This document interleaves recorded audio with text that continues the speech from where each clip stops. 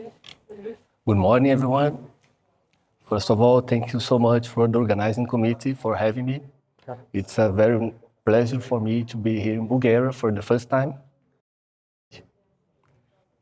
and to meet very special people that warmly has welcomed us so far. So thank you very much, Professor, on the name of the organizing committee. So for this topic, I want to show you about some research we're doing in Brazil. We started the first laboratory for research under computational simulation and modeling to help rehabilitation professionals to better understand some conditions and try to provide personalized medicine rehabilitation. It's important to report that my research is funded by state and federal governments, so many of our findings need to be published in open access format, and FAPERJ, CAPES, and CNPq, these agents in Brazil require us to disclose no conflicts of interest. So let's talk about the importance of computational simulation in rehabilitation. We are all aware that functional assessment is central to rehabilitation.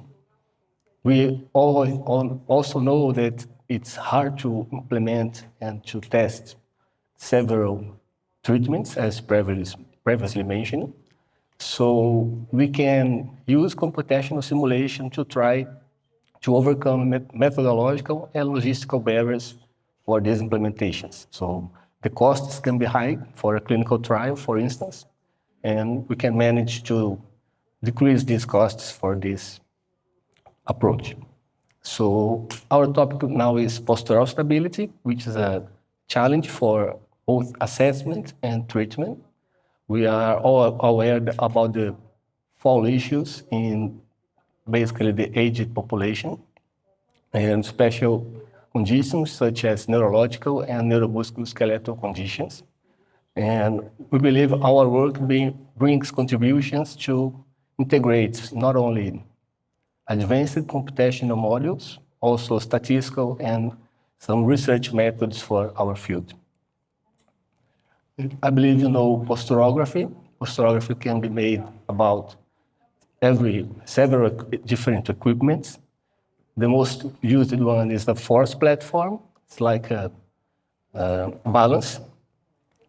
But the main purpose of this device is to measure our displacement in space about the center of mass with regard to the base of support.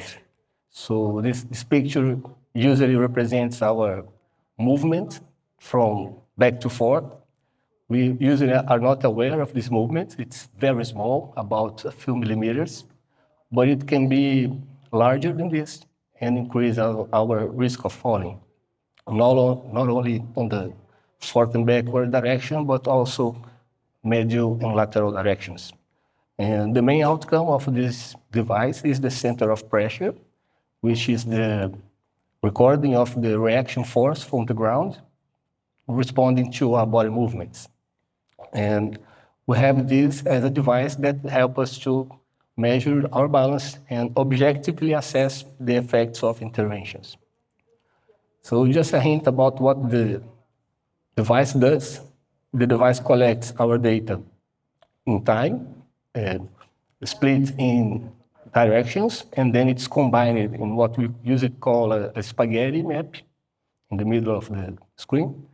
And this spaghetti map can be derived a simple vector which leads out how far we are for our equilibrium point. So the baseline, the horizontal line should be our goal to be perfectly balanced. So I'm going to show you the results of 3 studies, some of them using force platform, one about the development and validation of a reference equation to predict how much the body will sway using personalized information. We'll show a second study in which we developed an algorithm, a method for processing and analyzing posturographic signals, and we show that we can better understand the balance using these new metrics. And to close, I will show you a clinical study with hospitalized patients and the comparison and the agreement among several methods for assessing the risk of balance. So for the first study, our rationale was that postural integration, postural sway, is the result of the neurosensory integration. It reflects not only a functioning, but also another information, other characteristics are influential for this balance. For instance, we all know that age is an important factor for body balance, but also sex, body height, body weight, the amount of visual input, the amount of surface, and other factors, they all influence our postural sway, but we don't know how much they influence each one. And there is no previous study that integrated all these variables into a single model to predict how much should you balance to be considered a normal balance and to establish a threshold for implementing rehabilitation to these patients. So our study tries to achieve that goal. So what we made, we accessed an open data set, which is available for everyone. We downloaded the data set. The data set has 163 subjects in it. Each subject had 12 signals, so we could better model it, their information. The data set had age, sex, body height, body weight, vision condition, usually open eyes and closed eyes, surface condition, firm surface, and form, which is unstable, and information about the posturography as an outcome. So we implemented a statistical model that is kind of robust, which can handle multiple repetitions for the same subject in different characteristics. What we found was that the outcomes, the last two vertical columns, COP velocity, COP area, are closely related to all this information. So vision and surface are the most strongest factors associated with the outcomes, but we can see that also age, height, and weight mainly also influenced the amount of body displacement. And then we performed the linear mixed model, where we see that when we close our eyes, we balance more, we swing more. When we are above a firm surface, we sway more. Males sway more compared to females. And body height, body weight, and also the interaction between experimental conditions under closed eyes and a firm surface also increased our sway area. So now we know that altogether, each of these factors influence our postural sway. So given this, we developed an equation. The equation is above the top of the slide.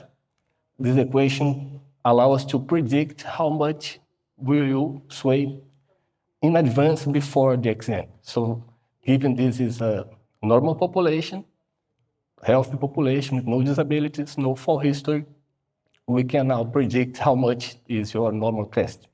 This is a kind of advance for the field because so far we didn't have any model to do that. So for the second study, we moved forward for a different question.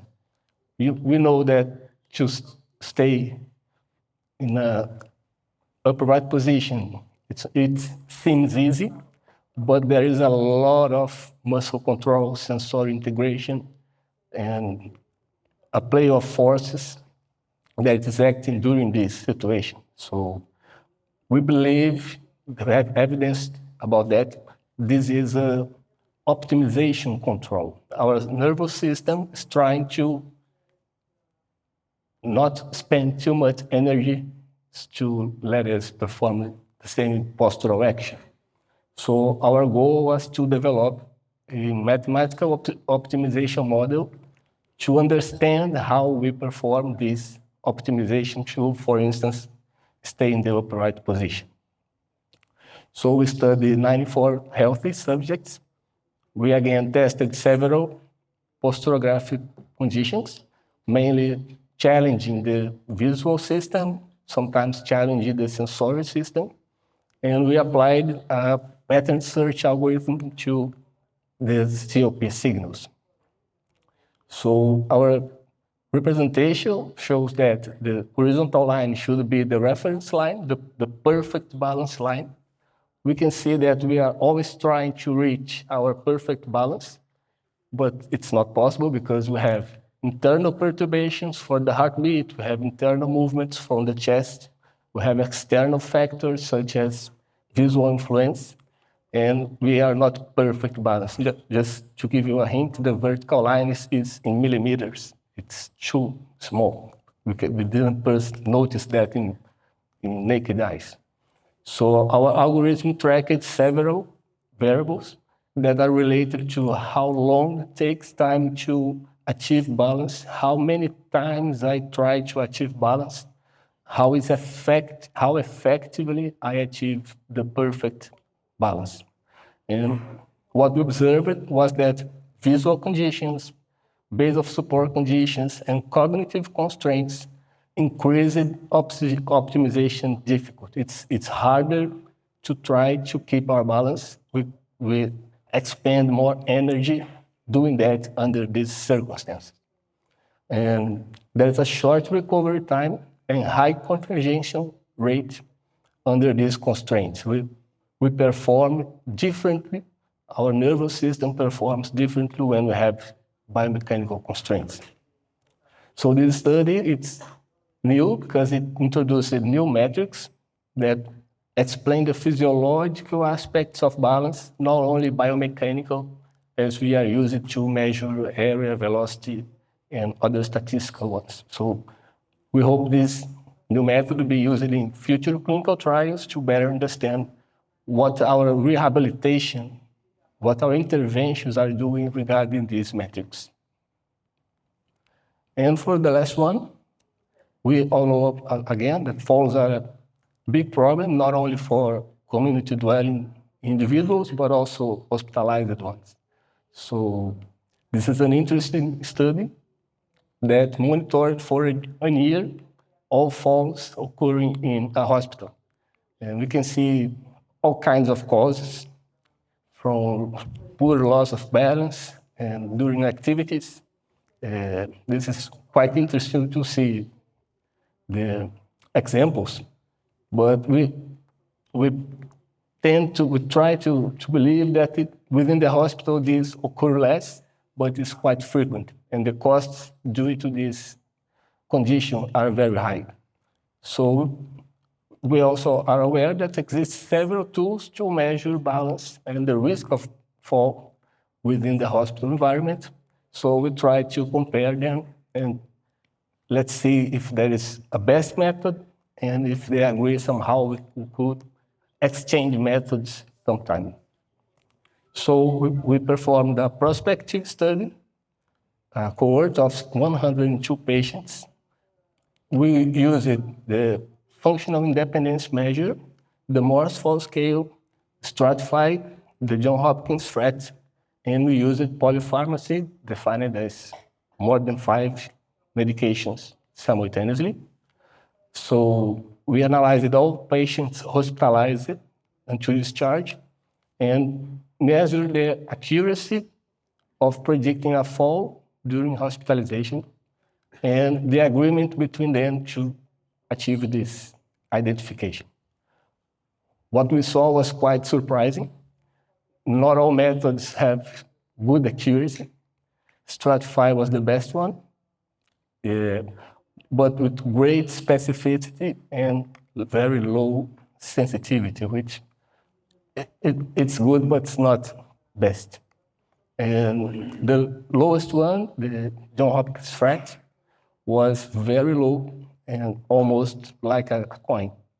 So It raises some important questions for the selection of these tools to in-hospital utilization. But the most striking result was that not all instruments agree with each other. So when you apply one instrument, you believe the result will be the same for another instrument, and that's not what happens. For instance, polypharmacy agrees with the Morse functional scale, but does not agree with functional motor independence.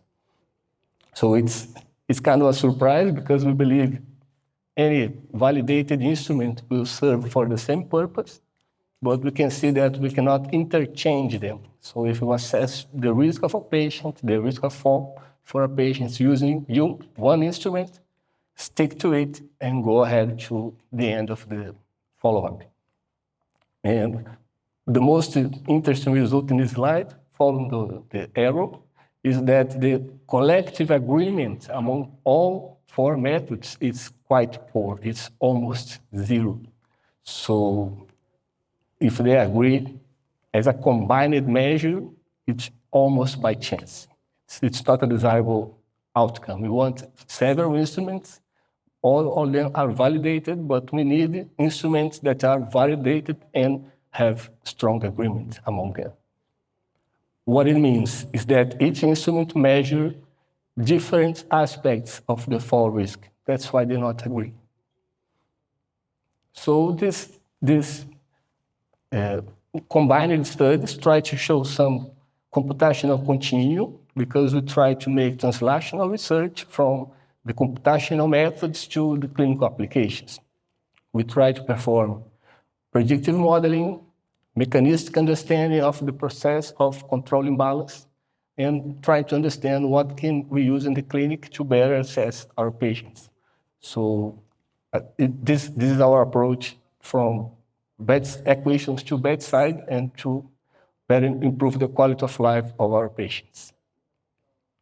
So for take-home message, I believe that we need to enhance risk stratification and rehabilitation planning, specifically developing new tools that more comprehensively assess the risk of fall and allow us to understand why patients lose their balance.